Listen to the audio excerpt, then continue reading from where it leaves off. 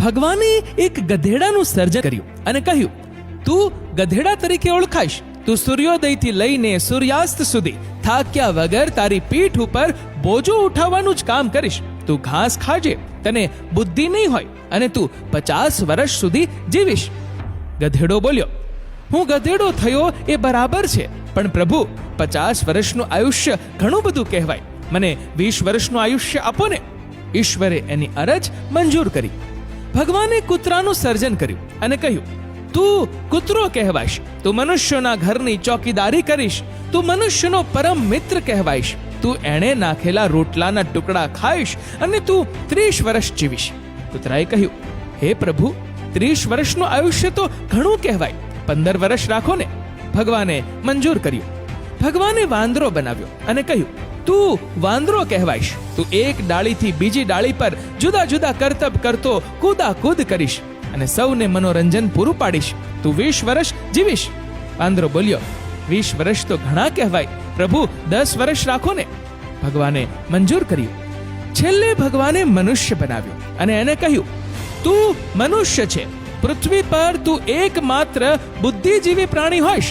તું તારી અક્કલના ઉપયોગ વડે સર્વે પ્રાણીઓનો સ્વામી બનીશ. તું વિશ્વને તારા તાબામાં રાખીશ અને 20 વર્ષ જીવીશ.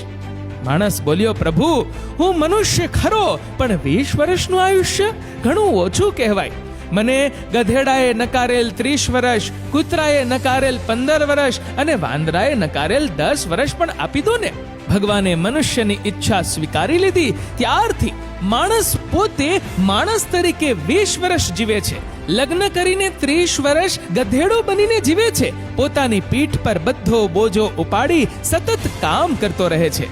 બાળકો મોટા થાય એટલે 15 વર્ષ કૂતરા તરીકે ઘરની કાળજી રાખી જે કંઈ મળે તે ખાઈ લે છે.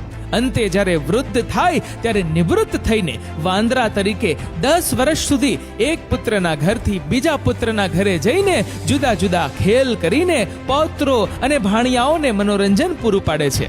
કડવું છે પણ સત્ય છે, સાચી વાસ્તવિકતા છે. મિત્રો, આ વિડીયો વિશે તમારું શું કહેવું છે? નીચે કમેન્ટ કરીને જરૂરથી જણાવજો. અને મિત્રો, જો વિડીયો ગમ્યો હોય તો વિડીયોને લાઈક કરજો, વધુમાં વધુ લોકો સાથે શેર કરજો અને આવા જ બીજા પ્રેરણાદાયી વિડીયોઝ જોવા માટે સબસ્ક્રાઇબ કરો અમારી ધ ગુજ્જુ મોટિવેશન નામની યુટ્યુબ ચેનલને અને ફેસબુક પર ફોલો કરો અમારા ધ ગુજ્જુ મોટિવેશન નામના પેજને. ધન્યવાદ.